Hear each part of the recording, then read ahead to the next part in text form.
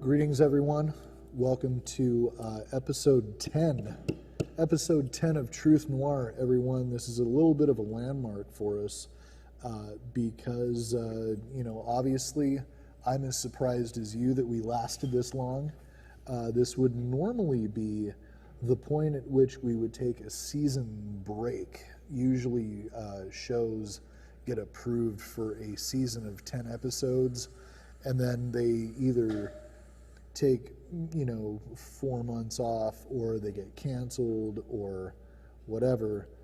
We're here bringing you the truth all the fucking time. So welcome back, and for all 5 of you watching, possibly. I know of 2 of you probably, but the rest are 3 people here watching. The rest are theoretical. So anyways, to all of you, thanks for sticking with us this long, and it's a pleasure to be here with you. For the occasion, I have a brand new guest host for tonight. This is Tom, and what is your last name again? Zarzeki. Tom Zarzeki is with us here tonight. I met him last week. He was on Adam Papagan's show, also talking about a little bit of esoteric, kind of weird stuff. But we started talking about a couple things that we wanted to try to present to you tonight. So he's here with us like a champ. After putting in a double shift. Actually, it wasn't a double shift. It was just I closed last night and then I opened today. But I haven't really slept. That counts as a double weeks. shift, Yeah. man. You close and then open consecutively. So yeah, man, good to have you with us. I know you're into some kind of alternative thought processes, and that's what we're here to discuss. Also, not only kind of alternative news, but also alternative perspective on things, and that's a big part of this too, as far as getting people to sort of look past their, remote control at whatever is on. Past the conditioning. Yeah, man. Genuine thought. I made it a point to make the first episode of this show about propaganda and mass media mind control, and I feel really strongly about it because I feel like it causes a lot of conflict in the world. And, even down to and we did another episode about here's what happened while you guys were arguing about the Confederate flag and Donald Trump. They use that sort of shit they distract people all the time, so they pass or veto all kinds of different things. Yeah, man, there's all kinds of black budget stuff that gets passed. There's all kinds of your Miranda rights out the window. Yeah, kind of government debacles that get covered up, and it's Anthony Weiner, the congressman, sent a picture of his dick to his intern, and then while everyone's oh, that's terrible, they're taking your rights away, and you're not looking that way.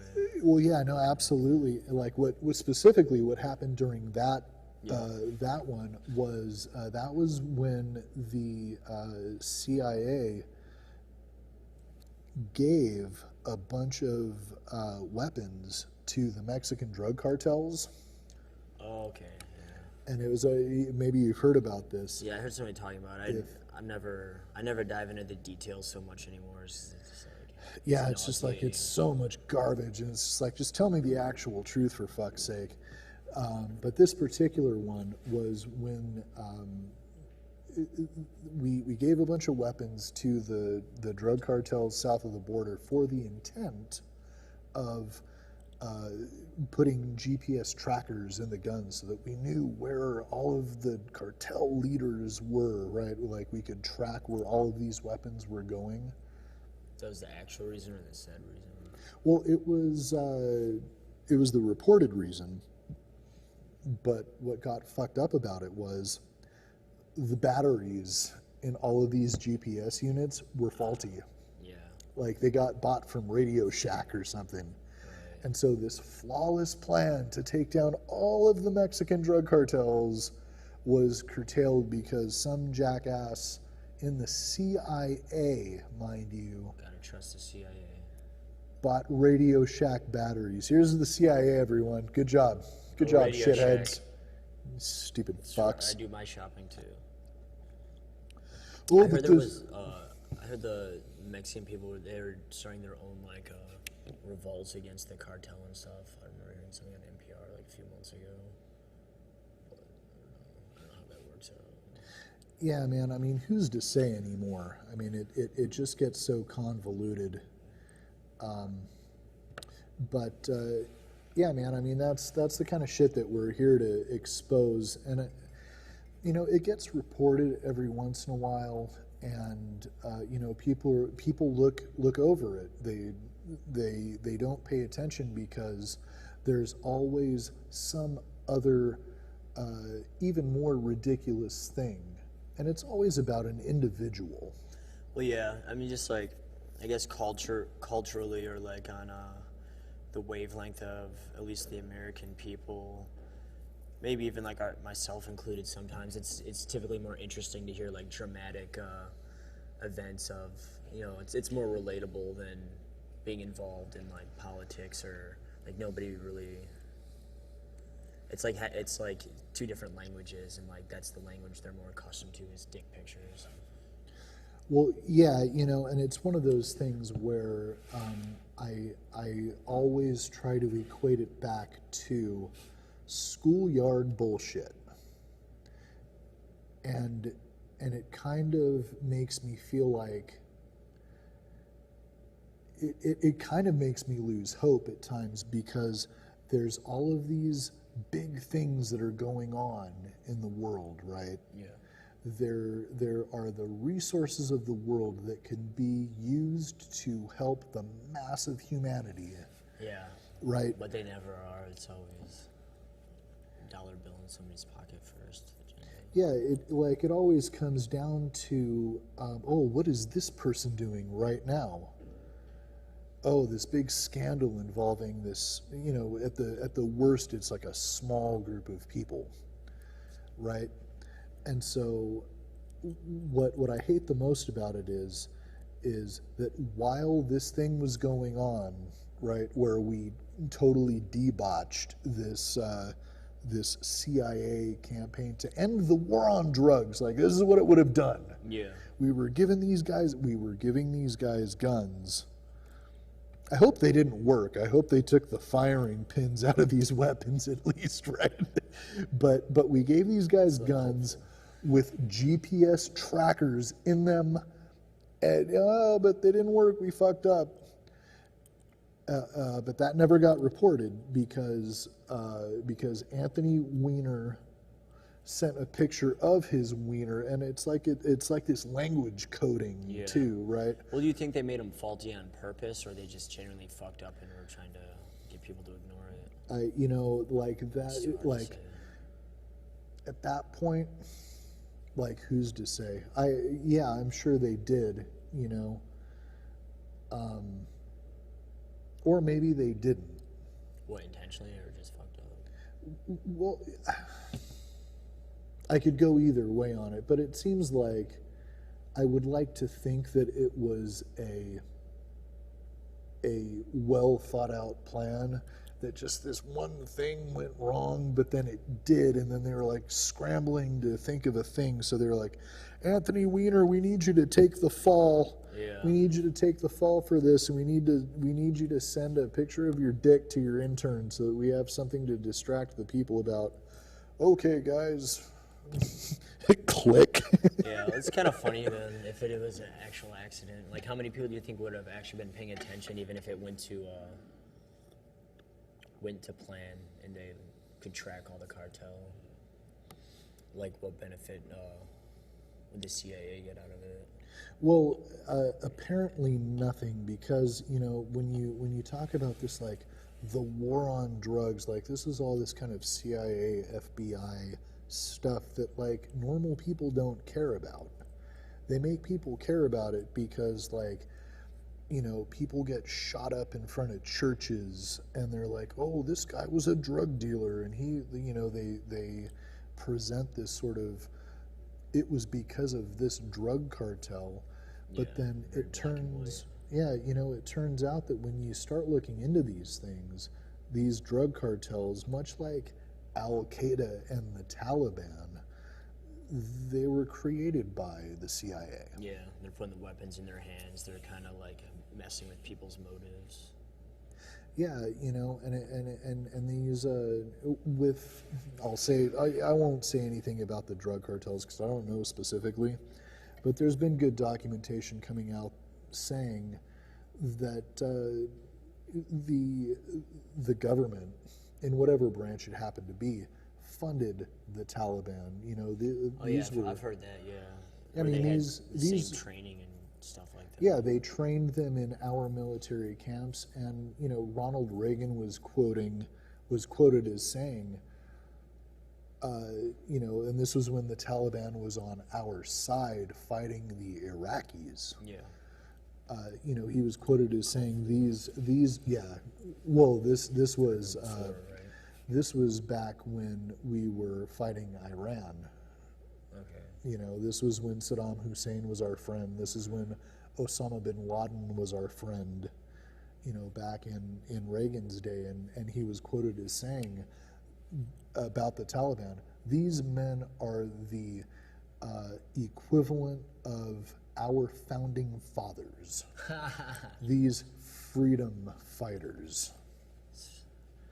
Funny how it turns. Yeah, right. And until it turns out that, oh, this man is our enemy now. And this is what I've been saying all along, and people have been saying this before me. I'm not going to try to deny that I'm not standing on other people's shoulders, but that's the kind of shit that's going on, and it's this kind of Orwellian sort of thing where, no, at a certain point, here, these people have always been our allies.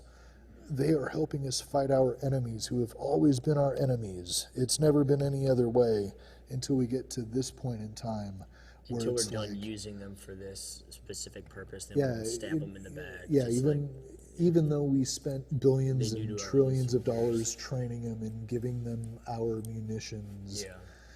now these people are our enemies. It has always been this way, kind of thing, and it just turns out to be so much bullshit.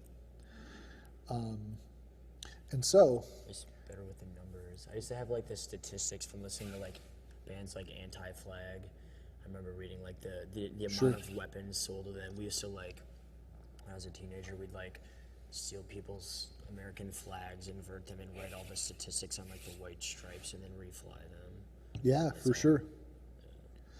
Yeah, and there's people that want to make that a felony, even though your constitutional right to overthrow your government if it becomes tyrannical is protected under the Constitution. Oh, is it? Yeah. I don't even know that. Yeah, man. And also, nowhere in the Constitution are the words Christianity, Jesus, or, Oh yeah. like any of that stuff included at all. Well, yeah, the persecution of religion. Yeah, that was something they wanted to get away from the get-go.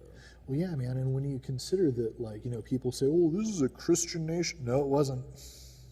It absolutely wasn't. These people were Freemasons. Masonic, yeah. And while they weren't specifically opposed to Christianity, and a lot of people say, like, oh, they were Satanists. I don't. That's some of the paranoid Christians again, just thinking that if it's not Christian, it must be Satan. Yeah, I mean, I think that There's the eerie side. at least what I have come to understand about the tenements of Freemasonry, limited as I admit that it is that it is an emphasis on knowledge. Knowledge, yeah. Like, teach yourself, read the books, learn the languages, and read these books of philosophy in their original language. Don't misunderstand it. Yeah, it was all about self-improvement.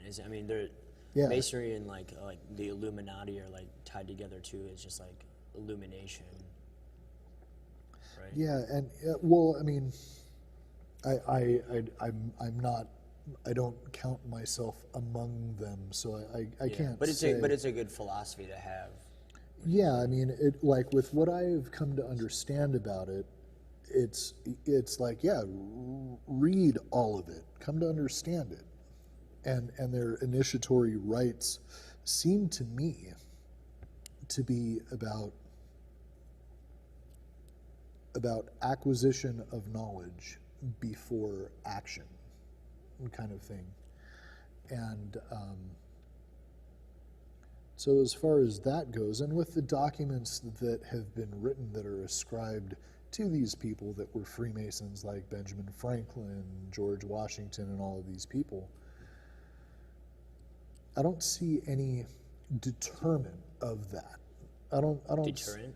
Yeah. Yeah. I was gonna say, like, I was reading that book in the back, and it was like it was getting into like the origins of they were talking about the Middle East, and I was just like wondering like how they say like all the wars, like we're just trying to like take up all the oil on the planet, so we're going to these different countries and stuff. But like the way I was like relating to it, and that it sounded almost like in terms of like knowledge, or it's almost like they're trying to go to like the origins as far back as they can trace, just anything they can grasp, any new or ancient information, and maybe that'd be like another reason they're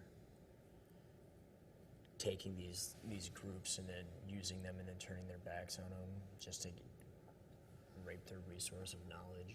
Well, yeah, I mean, that could be, and this kind of gets into our topic for tonight, which is, and it took us like 2.5 months to get to this, but for us to catch up to the sort of ancient aliens history channel kind of stuff, and I've been wanting to get into this for a while, and not because I think it's mainstream, it's because I think it's important. People think that, and rightfully so, people, are very conscious of what the Bible has to say, and this is a very old document. I feel that it deals with a lot of history, it deals with a lot of very valid philosophy. And then there was also stuff that came before that. And I feel like it's important to treat these things with the same amount of respect and the same amount of scholarly conjecture and respect that it deserves, because you're dealing with, with Christianity, you're dealing with things that have happened in the last a little over 2,000 years. With Judaism, you're dealing with things that have happened in the last 4,000 years. And people believe that these things are very important as well, as they should. We also have these written documents that we've come to know are about 6,000 or 7,000 years old, and they say some pretty startling things. Some things that contradict the stories of the Bible directly, some things that confirm some of the stories of the Bible. And so we're going to do a very kind of brief overall primer for these things. And, as I feel like this is sort of like the people's show, if you haven't, been exposed to any of these things yet, we're going to give you a kind of very basic overview tonight, with the intent of getting more in depth with them later. But we always encourage people to read, and so I have a little stack of books here that I'm going to show, along with some photos. And if you're looking for a good place to start, we got it for you right now. So yeah, our first guy that we're bringing up is Zecharia Sitchin, and he started writing books in the, I believe, the late 70s. There were others also that kind of posed these questions about, the chariots of the gods, right? Like, there's certain things in the Bible that kind of... Chariots of fire in the Bible, isn't it? Yeah, you know, chariots of fire, the stairway to heaven, like these kinds of abstract concepts that appear in the books of the Old Testament that UFOs. yeah, when you you know, have your modern UFO stories, these stories are a little bit better explained in the context of these things. And if you also consider that God appeared in a chariot of fire, and that the whale that Jonah was taken into and eaten by had metal ribs and took him to many different places in the world, a UFO story goes a lot further in explaining that. And so one of the guys that had a lot to say about these things was this man right here, Zecharia Sitchin. And you can see him here. This is towards the end of his life. He was an old man by this point. But he's actually holding a very famous Sumerian clay tablet. And one of the distinguishing characteristics of Zecharia Sitchin was that he was one of the few people who was a scholar of these ancient languages. He was able to read ancient Sumerian, Akkadian, Babylonian, and he was able to translate these tablets. And it turned out that he did it in a little bit different way than the official story ended up being. And like the official story was that, like, oh, you know, these people just made up these stories about the planets that they saw, and you know. But they exist, so maybe they meant something. Well, yeah, and they worshiped these weird spread? gods, and that's as far as the official story ever goes. Like, that's what you learn in elementary school, or, you know, even if you take an ancient mythology course, you know, oh, the Sumerians were the oldest, and Yeah, they don't. you know, They don't look at it like it's serious. Just, oh, maybe it was this. Who knows? Just Greek mythology, some made up stuff. yeah. And so what Zecharia Sitchin has to say, and I want to hold up you know, one of his books for you. This is book 1 of the Earth Chronicles, and it's called The 12th Planet. And this was a series of books that Zecharia Sitchin wrote about these concepts, you know, that asking the questions of what if they weren't just these crazy stories that people made up to let them know when it was time to harvest their crops. You know, like, what if these were actual beings that interacted, that actually created us? What if they were the creators? You know, and you know, the What's referred to as God in the Bible. Yeah, the God of the Bible. And it, you know, it's interesting that you bring up the God of the Bible, because one thing that Zecharia Sitchin says, and he knew ancient Sumerian, he knew he spoke these ancient. Oh, he could even speak them. Yeah, like these Semitic languages. I mean, and you know, Hebrew was one of the ones where, like, Hebrew is still spoken today. You know, some of these languages are archaic and not spoken. Yeah, how do you even learn Sumerian? Well, you have to go back. Yeah. You know, you have to. I thought Spanish. You know, and I'm not a scholar of these kinds of things, but you know, if you go back and you like, if you speak modern English, you can go back to Shakespearean English. Yeah, just keep tracing it back. And then you can study Old English, and you can kind of see where they led into the other, and you know, these kinds of things. Just do that with like Hebrew and Greek and all that. For English specifically, there's a book called the Doomsday Book. I've heard of that. And it's not about like end of days prophecies. It's actually a very boring book to look at. I don't have a copy of it with me. But since we're talking about these things, the Doomsday Book, or the Domesday Book as it's actually pronounced, is a collection of business records from, I think it's like the early 1200s, or maybe even before. But it comes from a time when Old English was still spoken. And these business records are carried through to a period when modern English was spoken. So it covers a span of about 300 years. And it's really interesting because that is a perfect way to trace a language, is through business records. What are the most consistent? Tax records, census records, these things that, Very detailed. yeah, who is your family? Like, there are certain questions that get asked over and over again.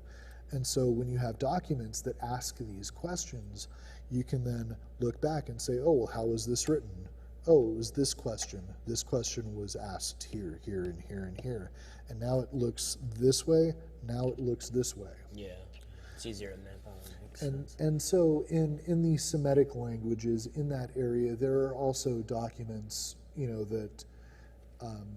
that let you know what words mean what and how they were pronounced and where they came from. And so for translation purposes, probably. Yeah, and so Zechariah Sitchin had an interesting thing to say about the word, and and what is the word for the name of God? Yahweh Elohim, right? Yahweh Elohim. So when you, and this is one of his big deal things that he said, when you look at the word Elohim, the I am at the end is basically like our letter S. When you put it at the end of a word, it makes it plural. Okay. So it's saying gods, multiple, gods, not monotheistic. yeah, and also, and not only gods. One thing that he was saying was that if you take the word Elohim and you translate it from any other book that has been translated into Hebrew, it means emissary. Someone was talking about an emissary, someone coming from another place to speak to you. And so Elohim actually means emissaries. From the heavens, from another world. Yeah, Yahweh Elohim means emissaries from somewhere else. And so that kind of poses a couple questions on who our creators were. Yeah, that's a tough one to deny, even if, like, for a religious fanatic, if that's like the original language and that's the actual meaning for that time. Yeah, and it wasn't, Hebrew was not the original language. I mean, Sumerian, Akkadian, Hebrew developed from these much earlier texts. And one thing that Sitchin had to say is that these old stories from the Old Testament that talk about the creations of humanity were repeated. They were not original to this region or this language. They were retold from this much earlier sect, this much earlier group of people from thousands of years before. And when you come to look into their history, the Sumerians, compared to the like the cave dwellers, the Neanderthals, or the cave people. It goes beyond human evolution. Yeah, like he talks about how, like, you're not going to find him. All the archaeologists are looking for the missing link, right? He says you're not going to find it because of this interference that happened. People came from caves at a certain point in time, and yes, they had kind of developed a sense of consciousness, and they buried their dead, and they painted pictures on the walls. But they came from that, very slowly. Very quickly. Very quickly? Very quickly. They came from this to having, you know, and the archaeological... I meant prior to that was... Oh yeah, slow, no, their evolution to jumps. this had been millions of years. Yeah. And then within a couple thousand years, they have these very well organized, very ornately architected cities, written language, like these things that should have taken like another millions of years to develop. These happened in a relative blink of an eye. But what sped it up?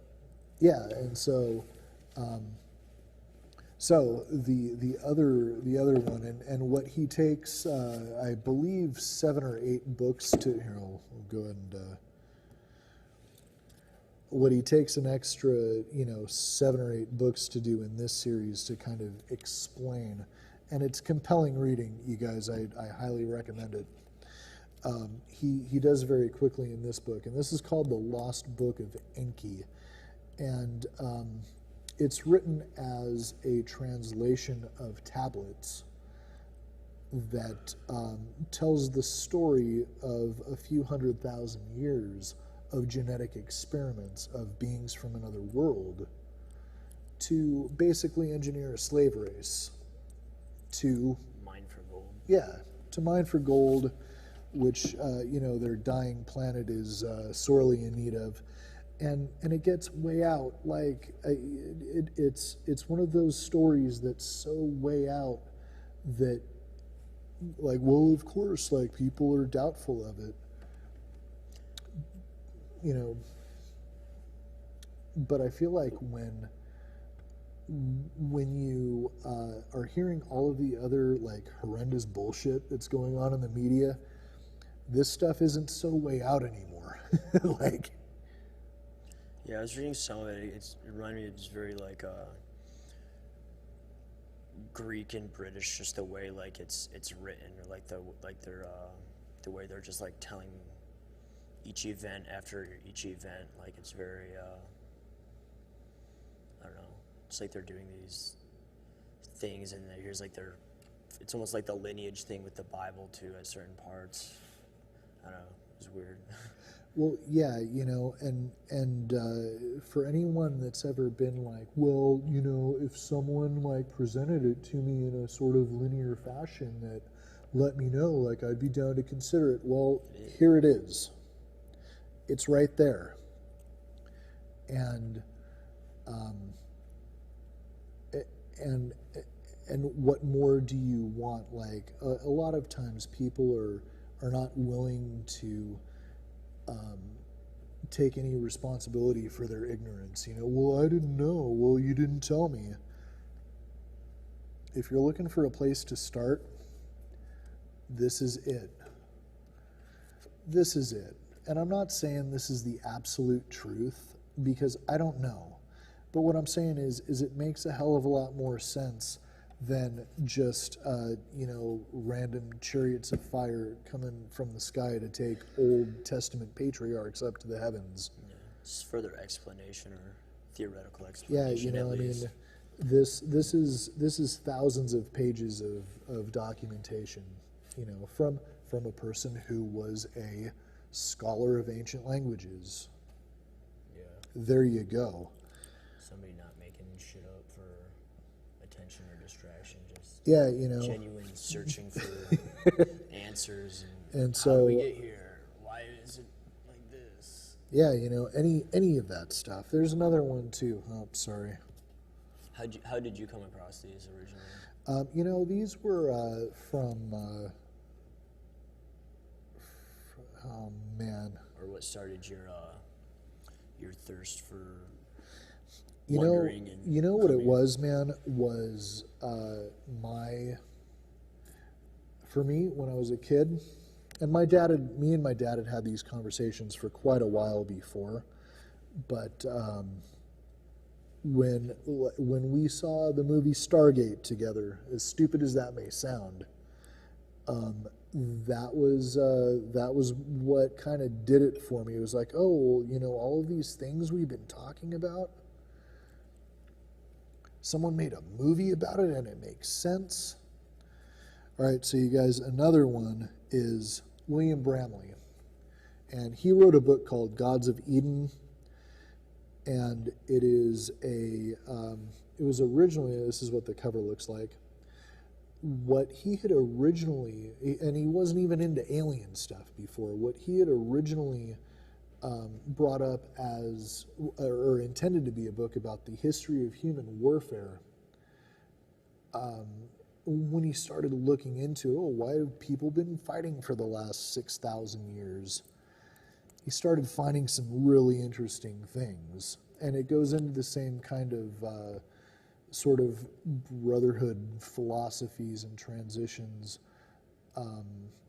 We're kind of running low on time. There's some other stuff I want to get to, but if you're looking for another really good place to start, it's this one. William Bramley's Gods of Eden. And so there's that one. And let's see, what else? So these people, there's another guy named David Icke, and he, not that one. The other David Icke. So, all right, so tell you what, while we're just kind of floundering for time, so this... It's an astronaut. Yep, it's an astronaut. Do you know where this is? Where it's from, or where it's at? Is it in a, it looks like it, I have no idea. It is a stone carving from Maybe in a church or something. It's from a cathedral. Okay. That is 500 years old in Spain. Astronauts from. I always wonder if, like, they always talk about, like, the end of time and the beginning of time, and our perception is the same exact thing. And in, like, that book, it was talking about, like, the end of their world, and it was, like, talking about, are we, like, repeating that, like, if it's a cycle or something? Well, yeah, I mean, like, history does definitely repeat itself, and it's because of people's lack of ability to read history. They allow the same things to happen to them over and over again, and this is why it's very rare for people to be, like, spiritually enlightened, is because they don't look into the philosophies. Yeah. This straight up just looks like an astronaut from, like, the 60s, but it's 500 years old. Yeah, it's way out, right? So this is a cathedral in Spain. You got some of the... Okay, here we go. I've seen this so many times. So this is a painting by Hieronymus Bosch, and this is from I believe it's the 14 or the 1300s. He was a painter that was way ahead of his time, not unlike Da Vinci, but he was actually earlier.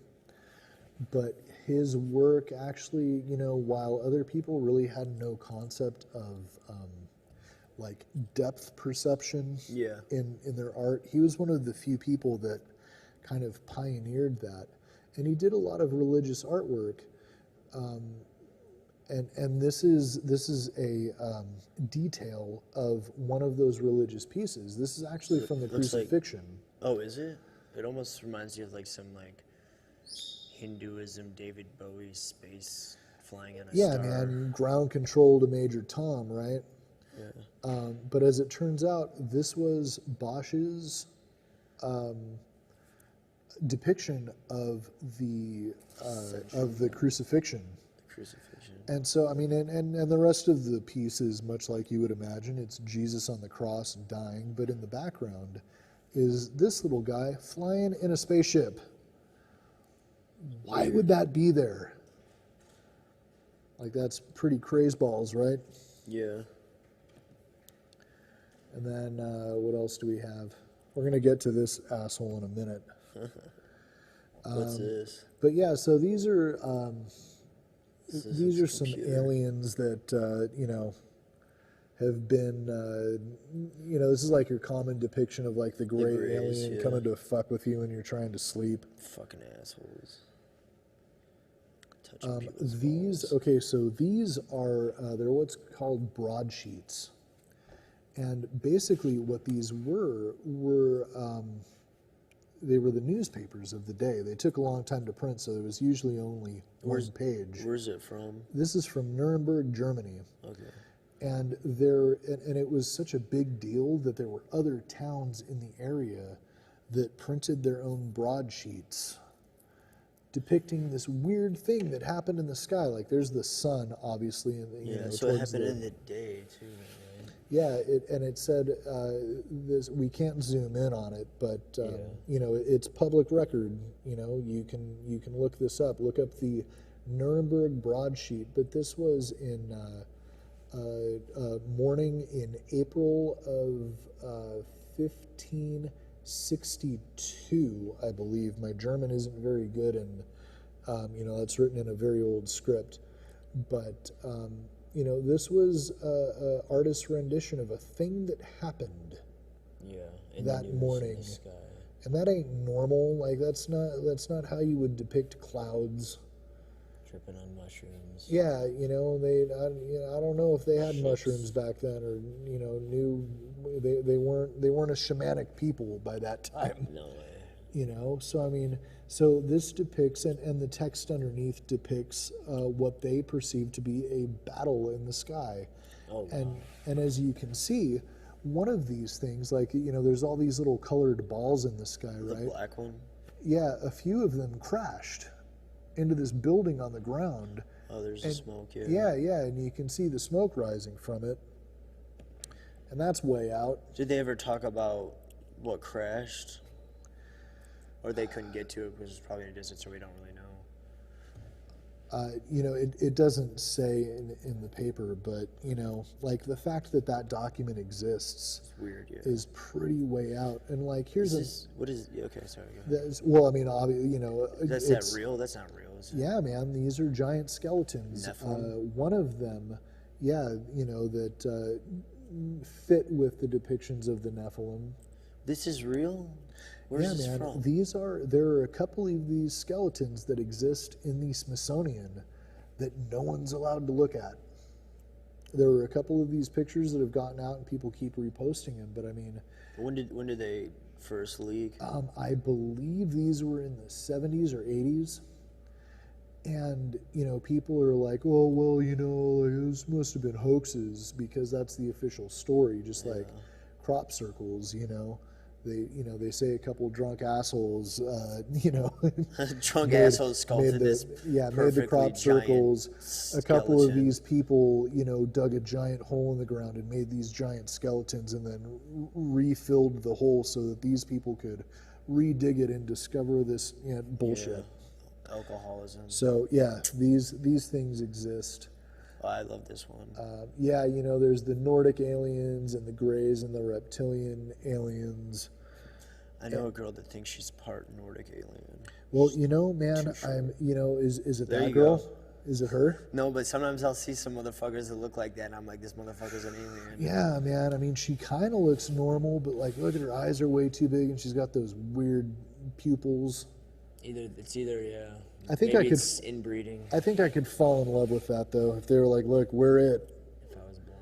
We're your overlords. Yeah, because you ain't got no choice. Let's see what else. That's another broadsheet from a different city, and they saw the same shit going on. From the same time? Yeah. April. Yeah, and if you're able to read German and you can read the top line. No, it wasn't passed down to me. But yeah, it is from the same date. So, you know, that's some corroboration from a different point in time. That's our man William Bramley.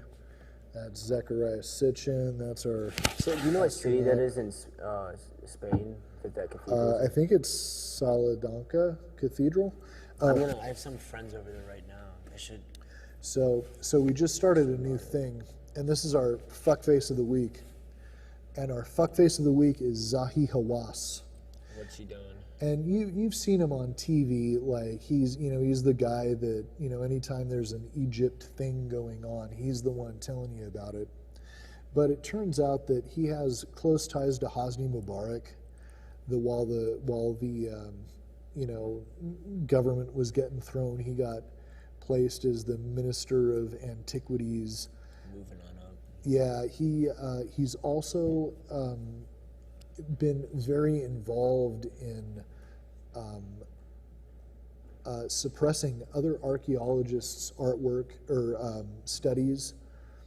Yeah, fuckface Zahi Hawass. Suppressor, hider of the truth. And yeah, he's got his own clothing line. Yeah, people. Doesn't look like he's got a very good sense of fashion. No, he just got the hat. Yeah. But he refuses to debate people, like Graham Hancock, who is like, look, you know, I've chipped little bits off the Sphinx, and they say that these rocks are like 10,000 years old as opposed to 6. You know, he suppresses other people's archaeological findings, and he's just one of those shitheads like Pope Benedict XVI, who was involved in suppressing why is he doing that? For his own gain, or it's to toe a party line that keeps people from figuring out, you know, the things that Zechariah Sitchin had been trying to say. I know we got the music playing. We gotta you know, get off the air soon. But I want to say fuck you, Zahi Hawass. I want to say thank you to my new friend Tom for coming on and talking to me this evening. Sorry, I didn't know the details. Hey, no worries, man. It was a pleasure talking to you. I'm glad there are other people that are involved in you know, talking about this kind of stuff. Down to have you back on again if you're into this kind of stuff. So, you guys, we're done for the evening. Wherever you're going, get there safe. We'll see you next time. Take care.